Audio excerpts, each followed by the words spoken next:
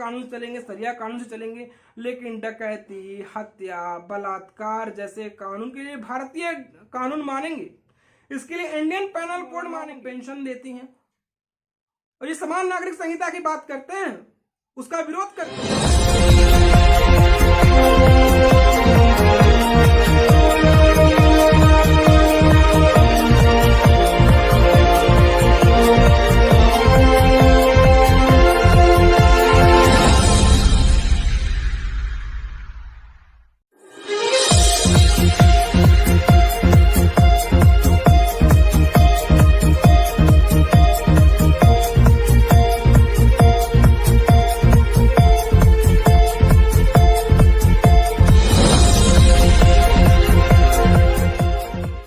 नमस्कार, जय सिया राम, वंदे मातरम, हर हर महादेव। एक बार फिर आप सभी दोस्तों का जनमानस समाचार के आज के हमारे इस एपिसोड में आपका स्वागत है।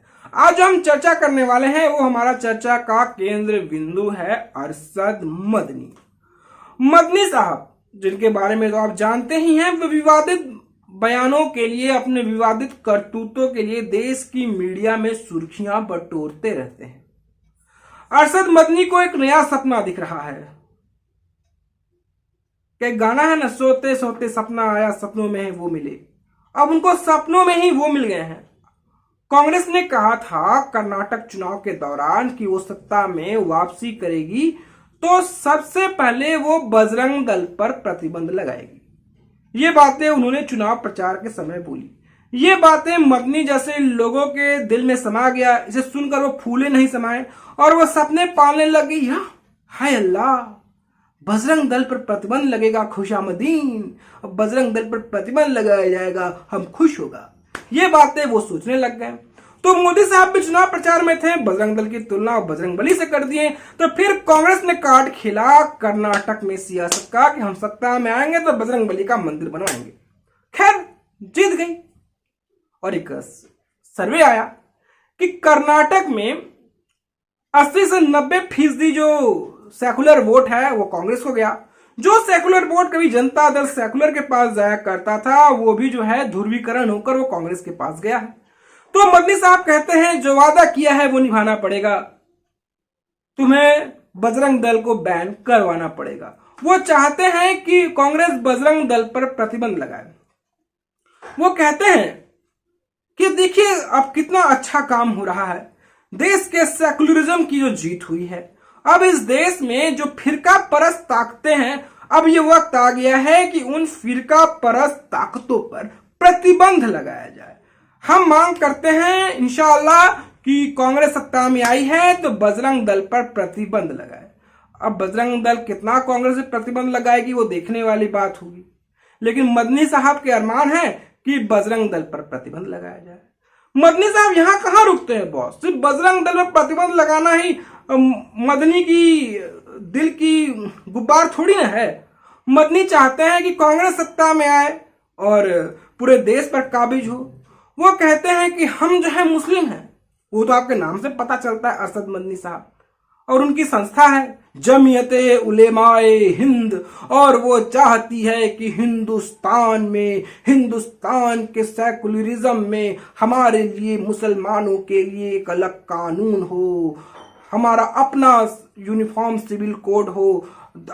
केंद्र सरकार जो है एक ऐसा कानून लाना चाहती है जो इस देश की सेकुलर समाज को एक कानून के धागे में पिरोना चाहती है।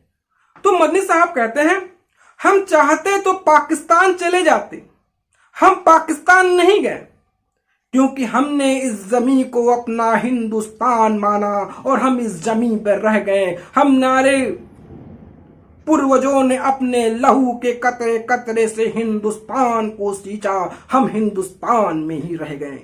तो वो चाहते हैं कि मोदी सरकार जो समान नागरिक संहिता, समान कानून लाना चाहती है, यूसीसी यानी कि यूनिफॉर्म सिविल कोड लाना चाहती है, उसके दायरे में वो ना आए। इसलिए वो चाहते हैं कि आने वाले चुनाव में कांग्रेस मजबूत हो और मुसलमानों पर यूनिफॉर्म सिविल कोड जैसे कानून ना थोपा जाए, क्योंकि मुस्लिम जो है उसका अपना कानून है, मुस्लिम समाज का अपना कानून है, मुस्लिम समाज का अपना दायरा है, मुस्लिम समाज का अपना हक और हकूक है। मुस्लिम समाज कानून से थोड़ी ना चलता है जी। मुस्लिम समाज कानून से नहीं चलता है। मुस्लिम समाज का अपना शरिया कानून है। ये भारतीय दंड संहिता, ये इंडियन पैनल कोड, ये रीति रिवाज, ये तलाक, ये नियम वो नहीं मानते हैं। वो इंशाअल्लाह वो कानून सिर्फ इस्लाम का मानते हैं, वो सिर्फ कानून अल्लाह का मानते हैं। तो इन्हें यूनिफॉर्म सिविल कोड से डर लग रहा है, इसलिए वो चाहते हैं कि सत्ता में कांग्रेस आए और वो नहीं मांगेंगे यूनिफॉर्म सिविल कोड। वो कहते हैं हम थोड़ी कानून के लिए बने हैं। अगर कानून मांगना होता तो हम हिंदुस्तान में रहते, उनका अलग कानून है, वो शरिया कानून अपना लेंगे। देखिए, शादी ब्याह, 3 तलाक और जो घरेलू है रिश्तेदारी में या जो में, वो शरिया कानून लागू करना चाहते हैं। वो 3 तलाक, बट तो बहुत पीड़ा भी तो है नरेंद्र मोदी से। नरेंद्र मोदी ने 3 तलाक को गैर कानूनी कर दिया। जो बातों बातों में कहते थे तलाक तलाक तलाक, मैसेज लिख के दिया तलाक, मेल लिख के दिया तलाक। अब इन सब चीजों पे मोदी साहब ने कानून ला दिया, 3 तलाक को प्रतिबंधित कर दिया। अब इनकी जो खवातीनें हैं वो न्यायालय में चल जाती हैं, बेचारा मौलवी फंस जाता है। तो इनका अपना सेकुलर वोट बैंक है, एंजॉय करने का तरीका था, उस पर भी लगातार ग्रहण मंडराता नजर आ रहा है, उस पर भी लगातार ग्रहण लगता नजर आ रहा है। तो वो कहते हैं कि उनका अपना कानून है। ये बात तो ठीक है, कहते हैं हम यूनिफॉर्म सिविल कोड नहीं मानते, हम अल्लाह का कानून मानते हैं। अल्लाह के द्वारा जो कानून निभाया गया है हम उस कानून का ही फॉलो करते हैं। और बोलते हैं हम प्रजातंत्र और डेमोक्रेसी को मानते हैं। भैया काहे का प्रजातंत्र, काहे का डेमोक्रेसी? किस डेमोक्रेसी की बात कर रहे हैं आप? डेमोक्रेसी का मतलब होता है, प्रजातंत्र का मतलब होता है कि उसमें हर एक वाशिंदा हो जो देश के एक कानून को माने। एक देश एक कानून। लेकिन ये चाहते नहीं हमारे लिए अलग कानून हो, कि अल्लाह ने जो कानून बनाया है हम उस कानून का ही फॉलो करेंगे। अरे ये मोदी सरकार कानून बनाएगा, हम तो अल्लाह का कानून मानते हैं। आप खुद देख लीजिए, देश के 70 सालों में इनके लिए अलग कानून दिया गया। देश के 70 सालों में इनके लिए जमीन की खरीद फरोख्त के अलग कानून हो गए। देश के 70 सालों में इनके लिए वक्फ बोर्ड बना दिया गया। इनके जो पूर्वज बाप दादा भारत छोड़कर पाकिस्तान चले गए और सारे जमीन वक्फ बोर्ड कर दिया गया। आप खुद सोच सकते हैं, आप खुद समझ सकते हैं। इनके लिए कानून ना बनाया जाए, ठीक, ये अल्लाह के कानून से चलेंगे, शरिया कानून से चलेंगे, लेकिन डकैती, हत्या, बलात्कार जैसे कानून के लिए भारतीय कानून मानेंगे। इसके लिए इंडियन पैनल कोड मानेंगे। उसके लिए जो अरब का कानून है, हाथ काट देना, फलाना ढिमकाना जो है, चोरी छिनतई जो उसके शरिया कानून है, इन सब चीजों के लिए वो उस पर फॉलो नहीं करेंगे। देखिए कितना बड़ा जो यहाँ पे झोल है, कितना बड़ा धोखा है, कितनी ऐसी कारस्तानी है कि ये बार बार एक्सपोज हो जाते हैं। इनकी कहानी यहाँ पर सामने आ जाती है कि क्या चरित्र क्या चेहरा है, यहाँ बार बार समझ में आ जाता है। ये कितने बड़े ये जो है तुष्टिकरण की कहानी को गढ़ने वाले लोग हैं और कैसी तुष्टिकरण की कहानी को यहाँ पर पुरजोर तरीके से लागू करते हैं। ऐसे तो उन्हें शरिया कानून चाहिए, 3 तलाक, हलाला निकाह जैसे नियमों के लिए वो एक कानून के अंदर नहीं आएंगे। देश के तमाम जो वर्ग हैं, देश का अन्य अल्पसंख्यक समाज है, बौद्ध है, ठीक है, क्रिश्चियन है, पारसी है, जैन है, उसे इस पर कोई आपत्ति नहीं है। लेकिन ये देश की हिंदुओं के बाद सबसे बड़ी आबादी है, लेकिन अपने पास अपने जिस्म में ये अल्पसंख्यक का जो पट्टी चिपका लिए हैं, ये आप अल्पसंख्यक का रोना रोते हुए ये बाज नहीं आते। हर रोज ये अपने अल्पसंख्यक की कहानी को ही गढ़ते और लिखते नजर आते हैं। ये कहानी, ये चरित्र बार बार यहाँ पर उनका सामने आ जाता है। तो मदनी कहते हैं कि हम यूनिफॉर्म सिविल कोड नहीं मानते, हम मुसलमान हैं। ठीक है भैया, नहीं मानते।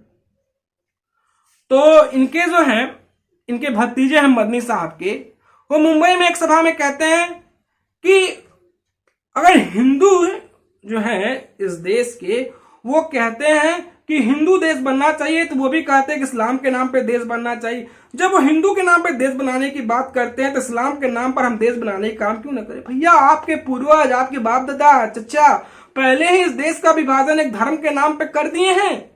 ये क्या आपको समझ में नहीं आता है, या क्या आपके जहन में चीज समझ में नहीं आता है? आपने पहले ही धर्म के नाम पे इस देश को खंडित कर दिया, इस देश का विभाजन कर दिया है। आपके बाप दादा चचा ने ही पाकिस्तान बनाया है।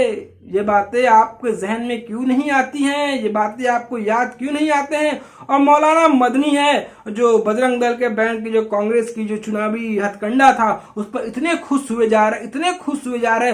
अब वो कहते हैं कि हमने जो कहा था, हमने जो आपको वोट दिया, आपको वादा निभाना पड़ेगा। अब फिर का परस्तागत जो है बजरंग दल है उसको प्रतिबंध करना पड़ेगा। और इंशाअल्लाह हम चाहते हैं कि इस देश में यूनिफॉर्म सिविल कोड ना लागू हो। हम अल्लाह को मानने वाले हैं, हम अल्लाह को मानने, हम अल्लाह का ही कानून मानते हैं। देखिए ये जो चरित्र है इनका, ये एक्सपोज हो गया है, ये एक्सपोज हो गया है। अब इनके बारे में सब जानने लग गया। इनकी तुष्टिकरण की नीति साफ साफ एक्सपोज होते जा रही है। जो पार्टियां इनको लेकर वोट बैंक की सियासत या राजनीति का खेला करती है, इनको लेकर वोट बैंक की कहानी गढ़ते नजर आते हैं, जो इनको वोट देते हैं वो इनके प्रति कितना समर्पित है, इनके प्रति कितनी ज्यादा उनकी निष्ठा है, ये साफ साफ नजर आती है। जो पार्टियां इनको लेकर ज्यादा व्यथित होते रहती हैं, आप देख लीजिए, वैसी पार्टियां दिल्ली में देख लीजिए। दिल्ली में कई ऐसे मौलवी हैं उनको पेंशन दिया जाता है, मौलानाओं को पेंशन दिया जाता है। पश्चिम बंगाल में ममता बनर्जी हैं, ममता बनर्जी मौलानाओं को पेंशन देती हैं। और ये समान नागरिक संहिता की बात करते हैं, उसका विरोध करते हैं।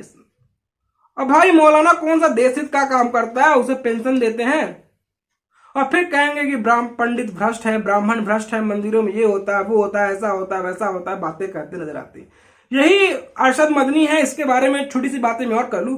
ये अरशद मदनी है, ये उन लोगों का भी केस लड़ता है जो इंडियन मुजाहिदीन बॉम्ब ब्लास्ट में पकड़े जाते हैं, उन आतंकी सिरफिरों जिन पर आतंकी गतिविधियों में लिप्त होने का इल्जाम रहता है, वो उनके लिए भी रोते नजर आता है, ये उनके लिए भी केस लड़ता नजर आता है। अरशद मदनी ये उनके लिए भी कोर्ट में अपने नुमाइंदे खड़े करता है। तो ये अरशद मदनी की कहानी यहां पे साफ साफ चरितार्थ होती नजर आती है। अरशद मदनी कहता है कि हमें नरेंद्र मोदी पे कोई भरोसा नहीं है कि नरेंद्र मोदी हमारे लिए बातें सुनेंगे, हमारे लिए कहानियों गढ़ेंगे, इस देश के अल्पसंख्यकों के लिए कुछ सोचेंगे। मदनी को लगता है कि इस पूरे भारत में, हिंदुस्तान में सबसे, हिंदुओं के बाद सबसे बड़ी आबादी वाला ये वर्ग जो अपने आप में अल्पसंख्यक का मोहरिया मरवा लिया है, वही अल्पसंख्यक है। वो जैन, पारसी, सिख, बुद्ध, उनको ये नहीं मानता है। असल मायने में अल्पसंख्यक है ही नहीं। कहते नरेंद्र मोदी पे हमको भरोसा नहीं है, लेकिन हाँ अगर नरेंद्र मोदी बुलाएंगे तो वो जरूर जाएंगे। ये बातें अरशद मदनी कहता है। तो यहाँ अरशद मदनी का चाल, चरित्र, चेहरा, पूरी बातें यहां पर एक्सपोज होते नजर आती हैं। मैं कह सकता हूं कि मदनी साहब आपको खुशी होने का तो मौका मिला है, कांग्रेस जीती है। महबूबा मुफ्ती भी गई थी कर्नाटक के सीएम के शपथ ग्रहण समारोह में, वो भी खुश हुई थी कि डेमोक्रेसी की जीत हुई है, प्रजातंत्र की जीत हुई है। वाह भैया, आप भी खुश हुए। ये खुशी थोड़ी थोड़ी हो सकती है, चुनाव में जीत हार तो लगी ही रहती है, इस पर मुझे कुछ कहना नहीं है, लेकिन आपका जो चाल चरित्र, चेहरा है वो जनता के सामने धीरे धीरे एक्सपोज होता नजर आता है। तो दोस्तों आपको हमारी कहानी कैसी लगी, आपको हमारा एपिसोड कैसा लगा, आप हमें जरूर बताएं। दोस्तों आपसे गुजारिश है, आपसे निवेदन है कि आप हमारे चैनल को लाइक करें, शेयर करें, सब्सक्राइब करें। अगर आपके पास हमारे लिए कोई सुझाव हो तो बेशक आप हमें सुझाव भी दे सकते हैं। तो आप हमें लाइक करें, हमें शेयर करें, सब्सक्राइब करें। और जो हमें सहयोग करना चाहते हैं वो फोन पे, पेटीएम, गूगल पे पर सहयोग कर वो हमें सहयोग भी कर सकते हैं। और साथ साथ सुपर चैट के माध्यम से भी आप हमें सहयोग कर सकते हैं। तो फिर हाजिर होंगे एक नई कहानी के साथ, एक नए एपिसोड के साथ। तो आज के लिए बस इतना ही। नमस्कार।